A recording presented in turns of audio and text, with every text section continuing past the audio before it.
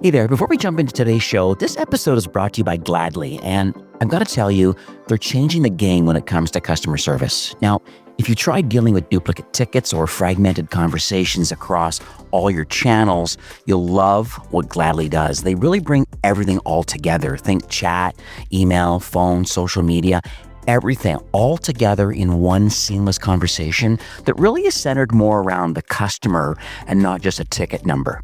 And what really caught my eye when I read some of the case studies on their website was just how many of the best direct-to-consumer brands, think like Allbirds and Bombas, Rockies, Third Love, there's a whole pile of them here, they're all using Gladly's platform to boost their agents' productivity. And imagine your team having a complete view of each customer's history, which means faster resolutions and happier customers who keep coming back. And I've seen the numbers. I know their clients are getting incredible ROI while building stronger customer relationships. So if you're ready to transform your operations, you should go totally check them out. They're at gladly.com, and you can join over 300 of the world's most successful brands.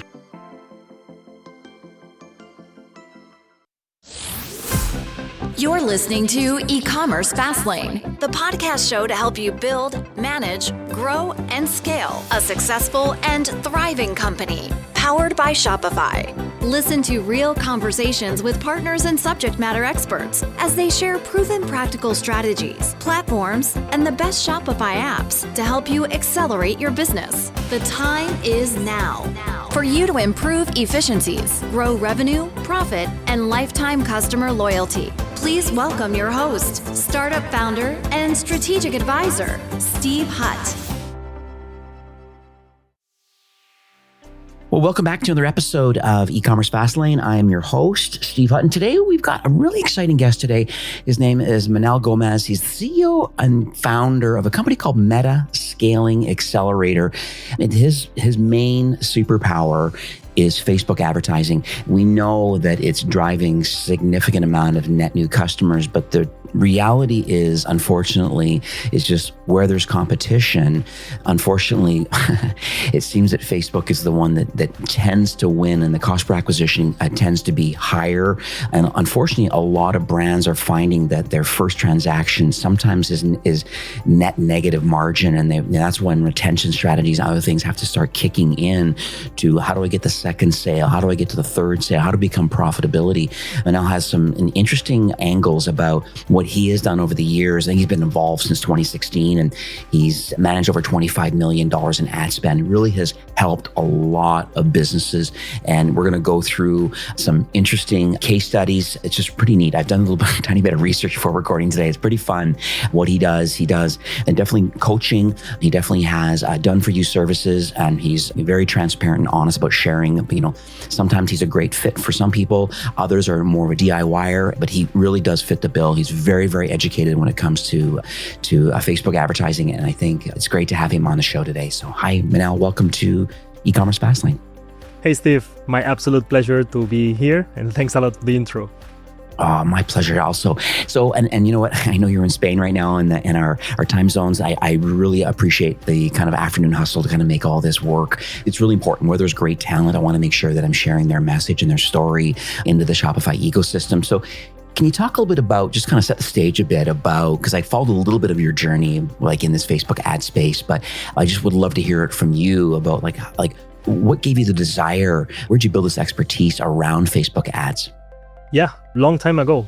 It all started with actually trading and stocks and all of this. So I was, before university, before college, I was interested in, the stock market, kind of money. And in that way, I started to build my, let's say, path away from, traditional education and the theoretical parts. And I wanted to just study on my own, day trading and stocks, stuff like this. So it was already about numbers, and it's cool because then we were going to bridge this into the wave surfing strategy and scaling Facebook ads. But so I started with that. And then when I got to university, I was doing economics, and I realized, I want to do something a little bit more creative, something related to marketing, to business. And the right mix in between, this day trading and numbers, analytics stuff, and marketing was Facebook ads. Because you have algorithm, numbers, scaling, return on investment. But at the same time, you have copywriting, you have creatives, you have all of these psychological persuasion stuff that was the perfect mix in between both skills, and I absolutely love it.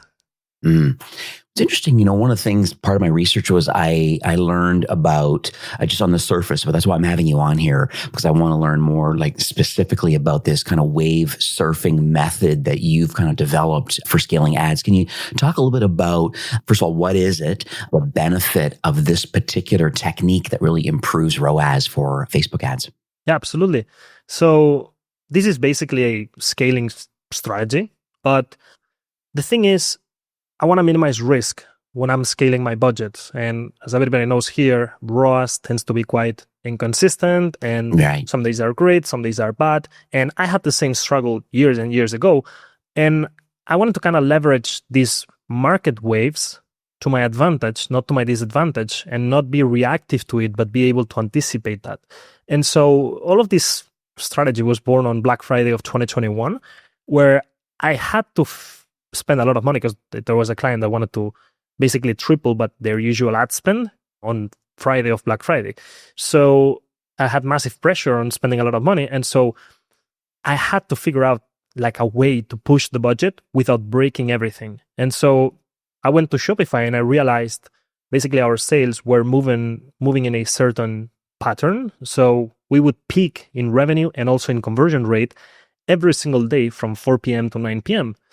So then I realized, okay, for the Black Friday campaign, I'm just going to push the budget very aggressively, 4 p.m. to 9 p.m., which is sounds like common sense.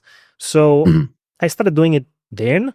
Since then, I've done it every single Black Friday super successfully. Just to give an example, spending just $500 at 8 a.m., 9 a.m., all the way up to $5,000 per hour at 9 p.m., 10 p.m. on the peak hours. So, and that has driven a lot of revenue for my customers, but especially it has minimized the risk of failure while allowing the maximization of ad spend. So I started doing it just for flash campaigns, but then I asked myself another question, which was, can I use this strategy in evergreen? Because we also have these patterns in the market. And the answer is yes, you can and you should. And the way you move that into an evergreen strategy is, of course, you have to know a little bit about macroeconomics and how the markets move and how do people behave, customer psychology, behavior, etc. But just a simple one, for example, in Europe, people get the salary once a month. I think in the US, you have the paycheck twice. But still, when people have liquidity in the bank account, everybody tends to spend more money. And so I asked myself the question, does my conversion rate go up towards the end of the month and at the beginning of the next month? And do my sales usually go up? And sometimes the answer is a clear yes. And if it's a yes, why should I spend the same on the first of the month than on the 10th of that same month? Doesn't make sense. So then I said, okay, I'm going to manage my budget based on these waves in the market. And then the other exercise that people can do, and usually every brand has this, you go to Shopify, you go to the reports in analytics, and you check sales over time. With that graph, there's a filter that's called top day of the week. And no, it's by day of the week, it's called the breakdown. So basically, you will be able to see historically which one is your top day of the week. And for one of my clients, it's on Sunday. So every single Sunday at 3 p.m., I push the budget. How much? It's another topic because it depends on the week and how profitable we are over the week, etc. But every single Sunday, 3 p.m., I push budgets. Maybe I push again at 6 p.m. And then by 10 p.m. or so, I retire and I lower my budget and go to sleep. So those are just a few examples of leveraging what's already going on in the market to my advantage and basically don't become a victim of these random waves that are going on all the time. Yeah, well, that's amazing. I'll make sure I put that in the show notes because it does make absolute complete sense, kind of what you were saying. What I find interesting, though, there's a couple things as far as maybe the success sometimes of some campaigns, and I'm sure you've seen this, is the creative that you did mention it a little bit there. And I'm finding a lot by using influencers, a lot of times they're creating some really authentic and genuine kind of UGC content. Because I'm always trying to figure out a way of how do we avoid the banner blindness and the kind of, if an ad is working well, you kind of want to run with it until you see that it's slowly starting to lose its luster. But what's your thought process around ad creative as it relates to the waving process you have? Yeah, absolutely. it's a key aspect. Like Yeah. there's nothing you can scale, meaning like the thing you're going to scale is at creatives. And if there are no good at creatives, there's nothing to wave surf. So Fair enough. most important topic, creatives 100%. It used to be, testing audiences and stuff like this back in 2017, 2018. But nowadays, testing audiences is pretty much useless because Facebook's going to expand the audience no matter what. And so it doesn't matter if we put like people interested in beauty or cosmetics or football, it doesn't really matter. So creative is the name of the game right now. And, the first approach, like the first thing that I consider is in what industry am I working in? Meaning, there's two ways to explain this. You want to do the ad creatives that resemble the offline experience that people have when they buy. Meaning, if I go shop, for example, clothing, what's the behavior offline? We usually enter the store. We don't want any assistant to talk to us. We are on our own.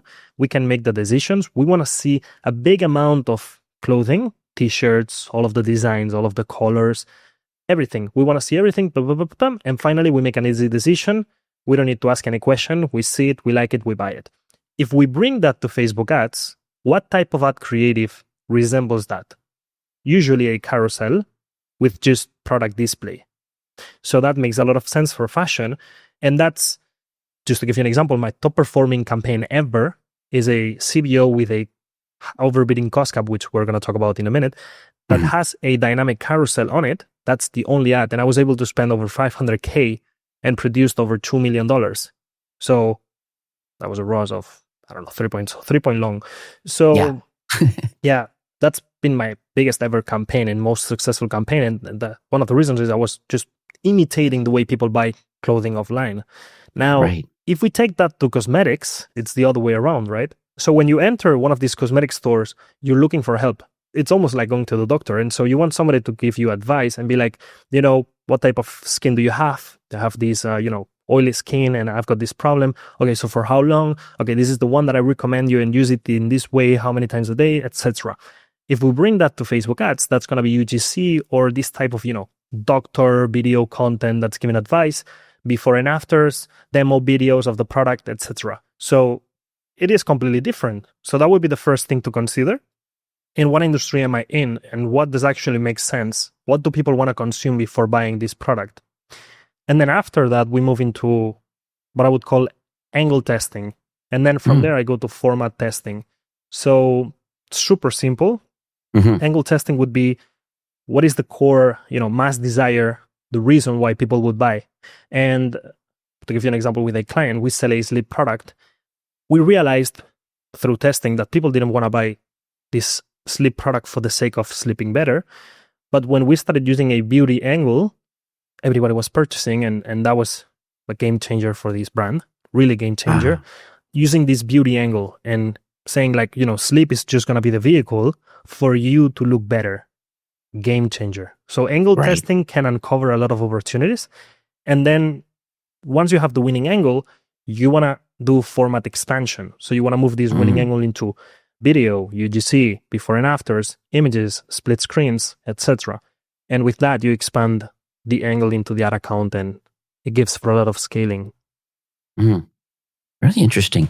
So how does AI fit into this? Because it seems that it's an ongoing topic that I have with, and there's so many different ways that Gen AI is really helping Shopify businesses. It could be through inventory and forecasting. Sometimes it's through customer service and just and keeping on the brand voice. Sometimes there's AI kind of on page kind of personalization engines that are really helping the customer journey kind of move them along more on the on page stuff. What do you see in your world? Because and the reason I ask this question, because if you think about, let's say, for example, they have PMax and they kind of like, it's a little bit of a black box, and in Google ads, they're kind of doing their thing and you set a budget and they try to be as efficient as possible. I know Facebook through the Meta Ads Manager, they've got their own kind of algorithmy black boxy thing going on also to try to make it as efficient as possible. But then I also see there's, word out there, there's lots of different kind of AI tools to help with like ad management on these networks. So I just want to hear your mindset around it. And are you adopting any AI tools? And are you seeing any reasonable success today? Yeah, great question. To a certain extent, I'm still old school. And Right. to another extent, I'm using AI just for shortcuts and just be able to do things way faster and make more creatives and gain speed, right? So the old school part would be, you have AI just when you launch a campaign on Meta. You have it right now pretty much by default because they are forcing this new feature called Advantage Plus Suite. Right. So Right. they have Advantage Plus campaigns, Advantage Plus audiences, Advantage Plus creative. So it used to be optional, but with Meta, as everything, they first put it as optional. You can untick it, and then now it's basically mandatory. So the way the algorithm is gonna find potential customers for you is gonna be done through AI nowadays. Why? Because they lost all this tracking capacity from cookies and the pixel and etc. Right. They have no access to this data, or even if they have access, they cannot let an advertiser use it. So they fully depend on AI, right? So, but just by using Meta, you're using AI already. Right. As tools, to be honest, what I use is, for example, making videos back in the day in 2021, 2022, making UGC videos used to be super slow and expensive. Nowadays, you can do a lot of video just with an AI voiceover and a few clips. So for that, I use 11 Labs for the voiceover. And there are a lot of tools just to edit the videos way faster. But that would be it. And now last week, they released this image creation thing with ChatGPT. So for graphic design and kind of listicle type of images, that's super, super useful. But other than that, just ChatGPT for copywriting and research. But again, other than that, I'm still old school. Yeah, nothing wrong with that. You're right about the editing side too. I've noticed a lot of tools have come out really to help the design process. And it's so interesting, especially if you have some video and you want to cut them down. Like I've seen things like Opus Clip and Submagic, and there's a few others out there that are really interesting on what they're, because I think at the end of the day, it depends on the market that you're trying to attract. I think, Gen Zs are all in on TikTok, and knowing that, it's just like, well, how do you make thumb-stopping video that, instantly catches attention and things like that? And I think part of it is that, you can leverage AI. You still need to have a concept. Yep. And yes, you can still use your influencers, and I think a lot of good influencers that really want to make a good living off some kind of a partnership arrangement or an affiliate or even just like product seeding opportunities. I think it's neat that there are some great tools at scale now that you can test. And when things start working, you just ramp it right up. Yes. And the only thing this would be, for example, for a large agency managing 20, 30 plus, 50 plus ad accounts, then you're going to need to use AI. Because otherwise it's too many people in too many ad accounts. I'm operating 3 ad accounts right now, high budget, but it's 3 ad accounts, meaning I can give a layer of personalization to each one of them and have systems and have processes. So, I mean, I'm so far not requiring an AI agent to do the media buying for the accounts. In the future, I might, but just for example, for the way surfing to automate stuff and decision making. But for founders who just have one ad account, I would use it for ad creatives, for copywriting, for designing landing pages, listicles, advertorials, 100%. But the media buying aspect, I would leave it manually. Yeah. So I did more research, but I'd like to share with the audience, and just kind of hear it from your own voice. But can you talk about maybe, hopefully I don't put you on the spot here, but I just would love to hear a story, like a case study, like a success story of like, here was the brand before they met you and kind of your process. And then you implemented your solution. And then what does great or success look like on the other side after implementing your process? Yeah, absolutely. The biggest one would be a client that I'm still working with. It's called For You. I onboarded them in April of 2021. So I basically entered one of the many masterminds that all of us have been in. And I was kind of standing out because I was asking technical questions about Facebook ads and e-commerce and stuff like this. And then there was an agency that got, this brand was interested in getting help with the ads, but they were spending $200K per month. And the agency was like, we don't have the experience. So they came to me and they were like, hey, Manel, basically, do you have the balls to manage $200K per month? And I was like, I mean, I've never done it, but bring it in 100%. Yeah. So I took over the ad account, and the onboarding was a little bit challenging because it was a huge ad account with kind of 40 campaigns active and the naming convention and all of that. And the media buyer was gone. So I took them, when they were spending $170K, $200K per month. In 1 year and 1 month, I remember our highest spending month was $733,000 profitably. And that was the crazy moments of the brands when they're fully in growth mode. Nowadays, they are demanding a level of profitability from me that's super challenging, but I'm still good with it. We're spending around 10K a day, 12K a day with them. And the record was, in terms of revenue, before I took them, they were more or less at 800K per month. And last year, our biggest month was $3.3 million. So I've been, that's been like 3 years of work to get there. A lot of things during these 3 years. Of course, and they have a big percentage of the success. It's not just Facebook ads, 0%, you know what I mean?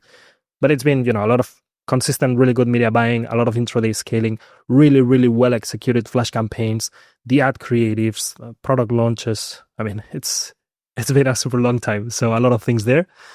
Another one done for you was an American brand. They were at 40K a month before I took them. They came to a conference of mine in July of 22. And 40K a month. And last year, highest month was 711,000. I think it was December. So 700K coming from 40K 2 years back. Pretty crazy scaling. And again, really good brand. They do an amazing job. But we pushed a lot with Facebook ads. Yeah. This is amazing.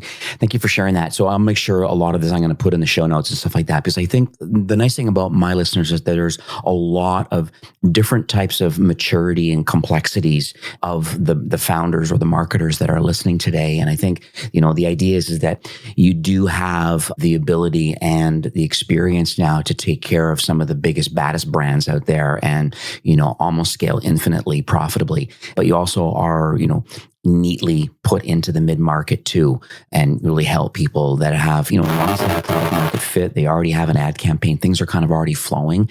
And you have, some raving fans out there that are talking about your business and your products. Knowing that, then I think there are some proper steps and things that people can go through based on the wave surfing, process you have, plus your own skill set that you have, paired with, like you said, old school, plus some AI opportunities. I think it's really cool. One thing I want to talk a bit about is, what about the window that, I know you kind of briefly talked about it, but I want to make sure that people think a lot about this. With the data right now, I think there's only like a 7-day kind of attribution window. And knowing that, it unfortunately is, from what I hear, it seems that a lot of marketers have more of a blended ROAS now, where they're just saying, hey, we spent, and that's all they roll up to their CEO saying, well, we spent this much total net on social ads, and it equals, at least within that 7-day window, it has this sort of attribution. And if it's longer, then it still is a blended ROAS. What's your thought around that 7-day window currently? And then, are you implementing any tools to have, I don't know if it's like a data platform or something, third-party pixel tracking, so that you have better attribution, so you can do better kind of one-on-one kind of marketing to, these potential prospects and the second sale? Yeah. Typical question. And it applies to everybody, right? It's been a challenge since iOS 14. It was way tougher when iOS 14 was released. And I remember that year as a pretty challenging year, like seeing your ads manager ROAS go from 4 to 1.5. I know. Crazy times, man. So, my perspective on it, basically always use 7+1, so 7-day click, 1-day view attribution. I don't care if you say, the 1-day view is attributing a lot of sales. I don't care. Like, people that complain about this, what I tell them is, demand a higher platform ROAS, but keep the 1-day attribution. So if you tell me, because some people bring the question of, my ads manager is over attributing, so he's over tracking purchases, I would say, okay, so instead of a minimum ROAS of 2.8, just ask to the platform for a minimum ROAS of 3.5 and stay there. Now, for the cases of under tracking, I've used Triple Whale, I've used OneTrack in the past, amazing tools. And especially if you're selling a pretty expensive product and, the purchasing decision takes like 2 weeks, I would recommend it. If the purchasing decision, and you can check in analytics, can be lower than 7 days, then you might not need it. But 100% agree with you, Steve. You need to work on the blended ROAS. And then I still try to have a really good ads manager ROAS every single day. And that's what I look into. But the blended ROAS is giving me, the direction of the company. Are we do I have the green light to scale? Yes or no? And that's going to come from the blended ROAS. So if the blended ROAS is on the red, it's not good, even if I see in the ads manager a ROAS of 4, I'm not going to push. Because at the end of the day, I'm scaling the company. And there's another thing that, happened at the same time, this tracking problem. And this was, the customer behavior has changed a lot since, before the pandemic, during the pandemic, and right after the pandemic. Right after the pandemic, the customer is not making any purchase decision as soon as they see the ad. It takes a lot of time for them to decide into something. They want to check a lot. Maybe because they have bought something and did not receive the product and stuff like this. But anyways, for whatever the reason, they see the ad, they go into the Instagram page, they take a couple of posts, then they go on Google, they search for that on the laptop the next day, etc. So by default, it's difficult to attribute the sale to a channel. And yes, we have lost tracking, but at the same time, we have lost the idea of a user just seeing your ad and purchasing straight from the instant experience that loads on the ad, So as these two things happened at the same time, it made the problem way worse. But I work on blended ROAS. I track the ads manager ROAS and the blended ROAS at the same time. I try to set a specific correlation and see if we push on Facebook but we don't push on Google, what happens? And if we push on Google and we don't push on Facebook, what happens? And at the end of the day, you get, after years of working with the brands, you kind of know what's coming from where. If I just onboard a new brand, in 1 week, I will not figure that out. So I'll work on blended ROAS.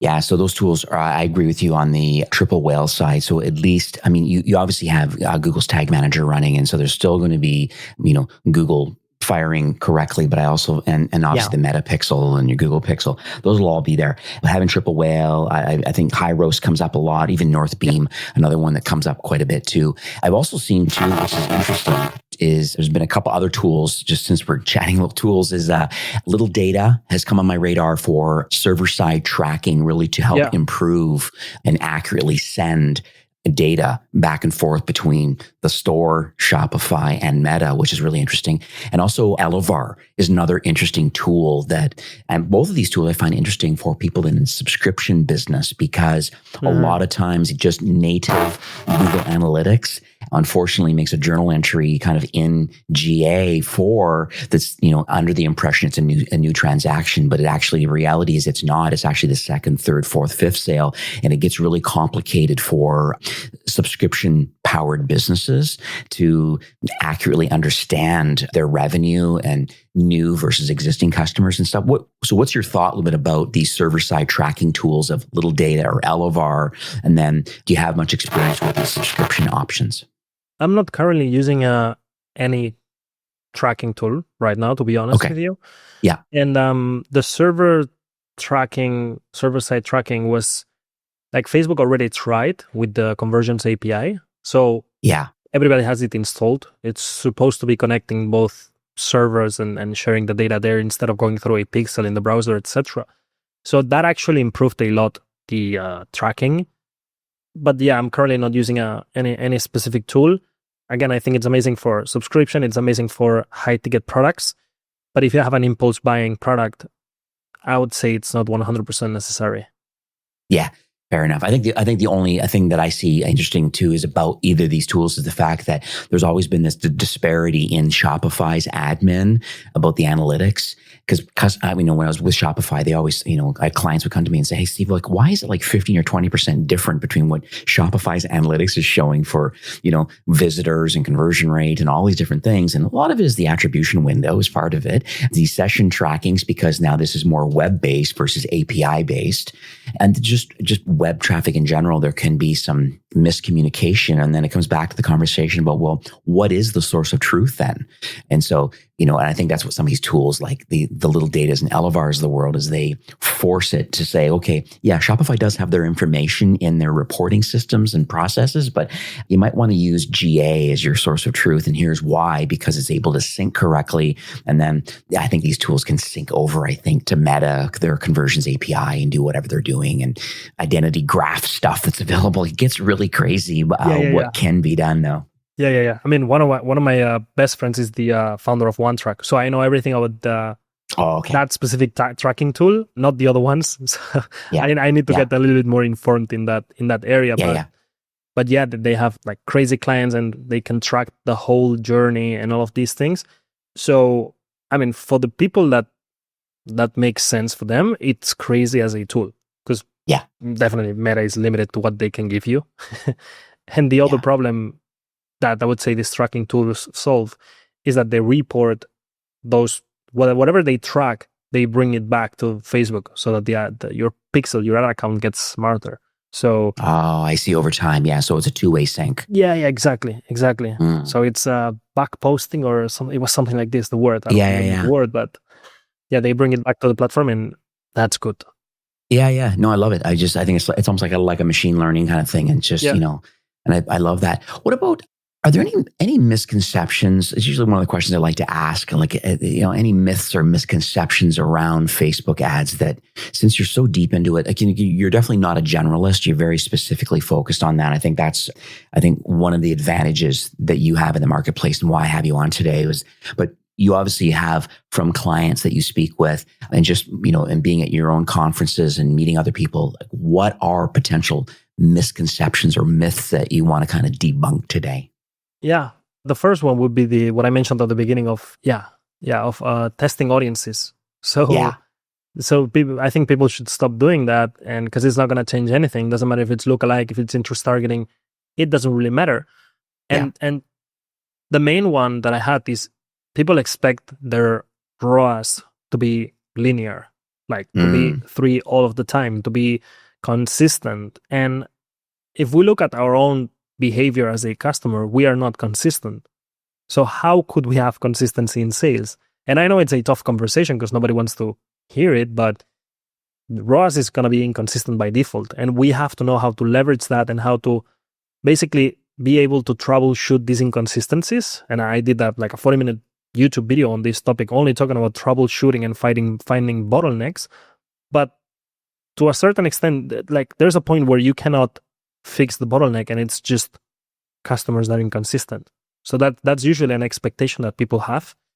The other one is people think Facebook does not know who the customer is, and they try to manually make changes in the ad set and stuff like this to kind of control that. But with the billions and billions of data points that Meta has, they know who's looking for your product at any given moment, at any given time, and who's about to make a purchasing decision.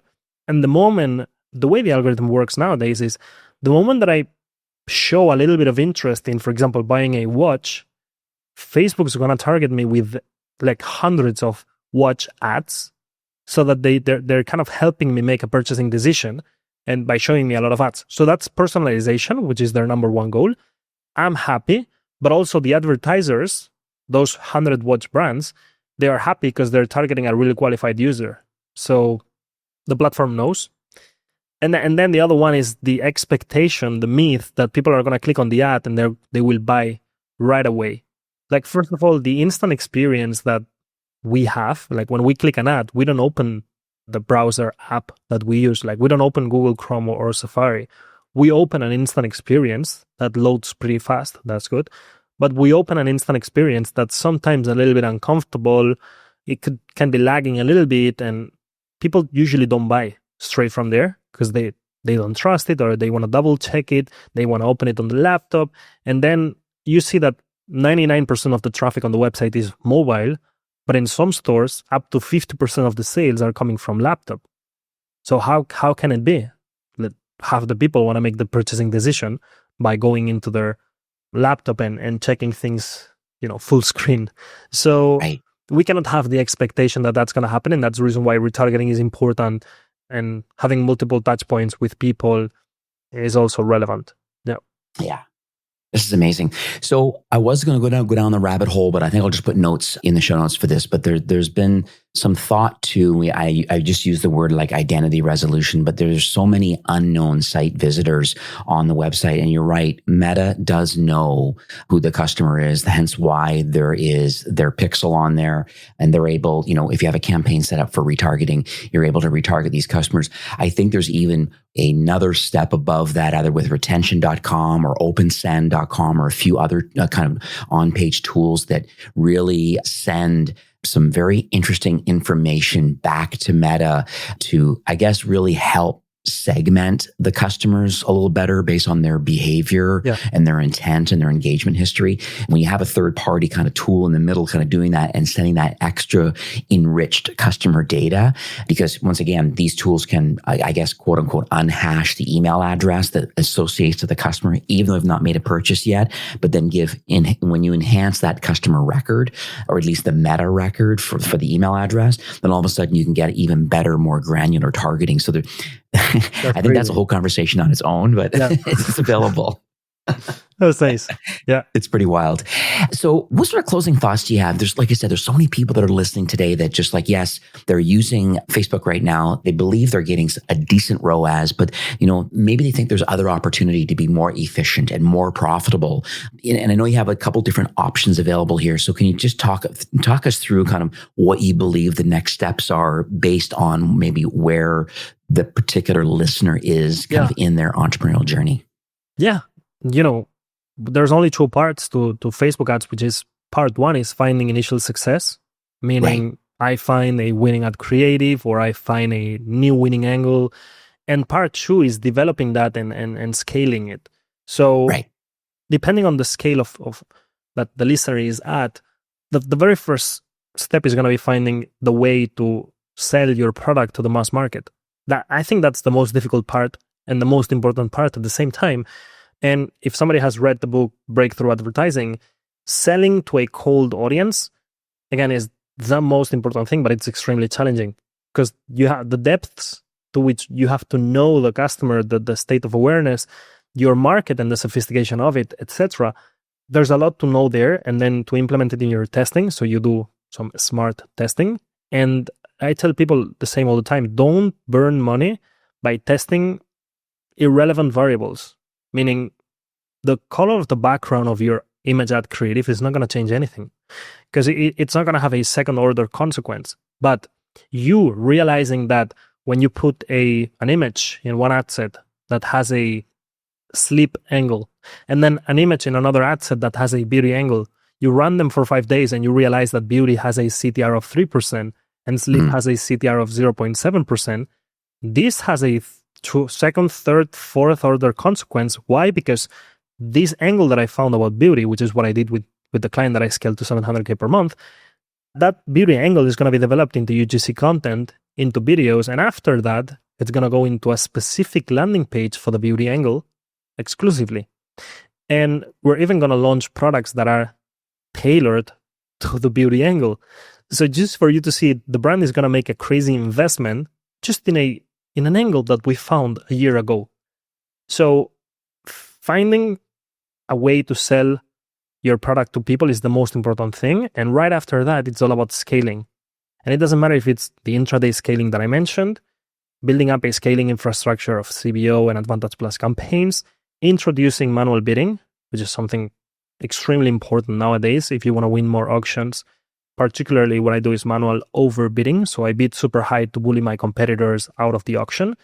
And that's on the media buying aspect. So most important thing, learn how to sell your product to a mass market. And then after that, learn how to scale those conclusions into more content, manual bidding campaigns, and intraday scaling. And on top of that, if you can do one flash campaign every month or every 6 weeks, that's amazing because you get these revenue spikes every now and then, like brand anniversaries, Valentine's, all of these market and brand flash campaigns. I would say that's just my strategy right there. Yeah, no, that's a great strategy. I know I've had many businesses that I've worked with that do even like special VIP kind of early drops and stuff. And, these the best raving fans that you have. And then people love the FOMO and they want the early deal. They want early access to product like that. It's pretty amazing how quickly. And then that word gets out. It's like, oh, we haven't signed up yet. Oh, we'll click here. And that's all part of this, the plan, the ad plan of, early drops, or, like you said, it could be very well around very calendar specific things that are happening too. So I think that's a really great strategy.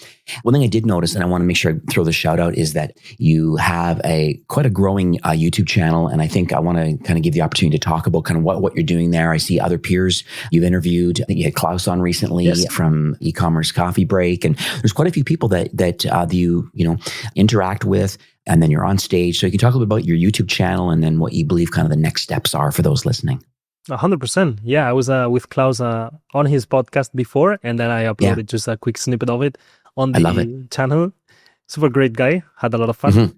So on the YouTube channel, basically what I upload is tutorials of 30 to 40 minutes, and I just break down my strategies in depth, like the new Facebook ads algorithm in 2025, my testing strategy, the best Facebook ads account structure, the one that I'm using myself.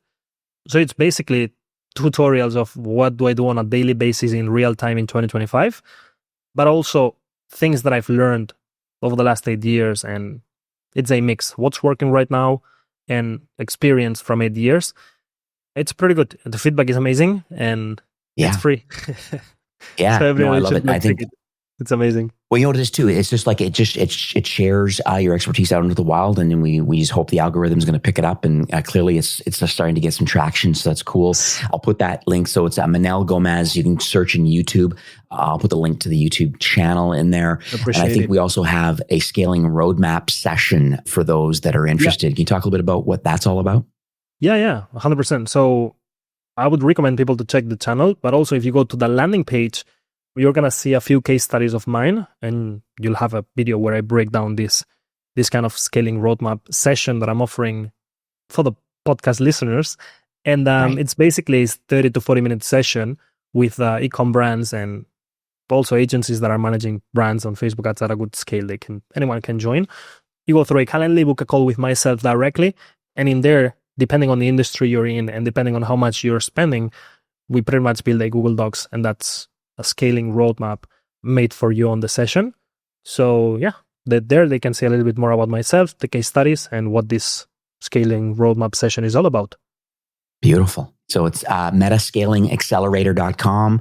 And then ours, thank you for making this nice custom landing page /Fastlane. They'll go to a nice landing page and you can learn more about there. And then I'll have a link to your YouTube channel so we can kind of send people there. This has been very eye-opening. I think it's really, really important. I think the challenges that people are experiencing right now is they just don't know if in fact they are the absolute most profitable, and if they're executing on the highest level, like how are they differentiating themselves to the market? Yeah. If you've got a product market fit, but are there other strategies and tactics that you can implement? And clearly, based on this conversation, there's a lot of things that people can do. Your wave surfing framework is very interesting, and I'm glad that you're able to share that. Yeah, all this will be in the show notes. Once again, thank you so much for coming on the show and just being so transparent and sharing. I really appreciate that.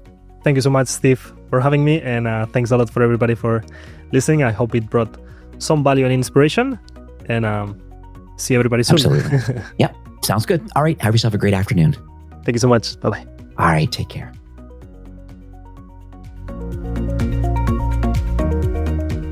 Well, that's it for today's episode. I'd like to thank you personally for being a loyal listener of E-commerce Fastlane. It's my hope that this podcast is offering you a ton of value through growth strategies, tactics, and exclusive insider tips on the best Shopify apps and marketing platforms, all with my personal goal to help you build, manage, grow, and scale a successful and thriving company powered by Shopify. Thanks for investing some time today and listening to the show. I'm so proud and excited that you have a growth mindset and are a constant learner. I truly appreciate you and your entrepreneurial journey. Enjoy the rest of the week and keep thriving with Shopify.